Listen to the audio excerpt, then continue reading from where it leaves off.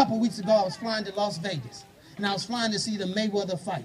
And I went out there, and I was sitting in first class, not because I got it like that, because I got them freaking flying miles, you see? And see, I was chilling like a villain, catching the scene in my motivational lean, whoop, whoop. And so I was in there, I was sitting there, and as I was sitting there, I watched the lady coming on the aircraft, and I thought about this. The old lady was coming with a bunch of bags, and she had a bunch of bags, and she reminded me of the old lady in Saxon Home that used to give me money. The old lady that used to have a candy house. Y'all may not know about the candy house where we had the now ladies and Chico sticks and all that stuff. Well, she used to have a now lady and a candy house, and she used to give me a little money to keep me straight, to clean up in the neighborhood.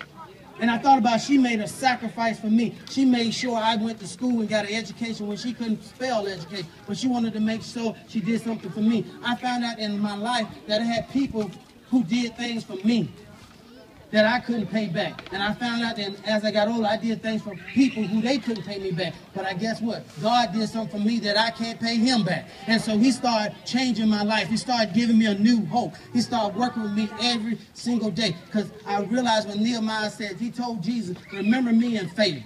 Remember me in favor for what I've done for your people. And I thought about it. He said, what you do in the first chapter of your life, God will bless you in the second chapter of your life. And so as that old lady was approaching me on the airplane, she came to my seat. I was in first class. I stood up and I said, ma'am, I want you to have my first class seat.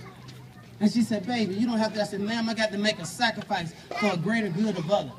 And so I gave her my seat, and as I was gathering my belongings, she said, son, thank you for doing it.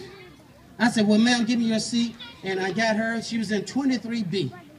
And as I was turning away to walk from her, she said, son, I want to share one thing with you. And I got to share one thing with you guys before I get out of here, Tifton. I said, guess what? She said, I want you to always remember this. I said, yes, ma'am. She said, son, I want you to remember this. She said, guess what?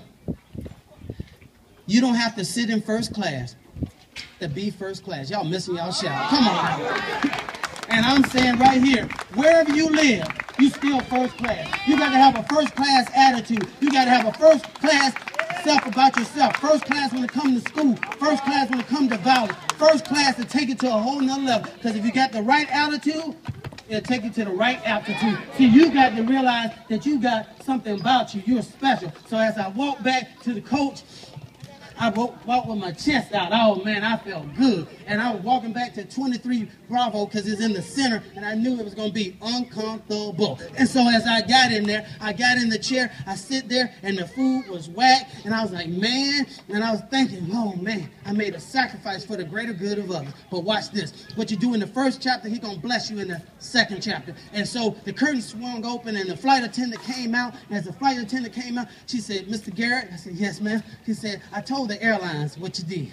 And they said, for your next 5 trips, we're going to upclass them to first class. I said, but hey, that ain't your shout. Guess what? I said, she said, she had a brown bag. And she said, you know the lady that you gave the seat to? Well, she sent you this because she didn't think you would eat the food in the bag. She gave me some fried chicken and some biscuits, y'all. And I've been smelling that all on the plane. Why I'm telling you? Because, see, she made a sacrifice all them years before I got there. And that's what it's all about. So when Martin Luther King said, if I can help somebody as I travel along, if I can cheer somebody with a word or a song, if I can show somebody if he's traveling wrong, then my life living is not in vain. I love all of you. And guess what? You can't do nothing about it. I need you to stand on your feet.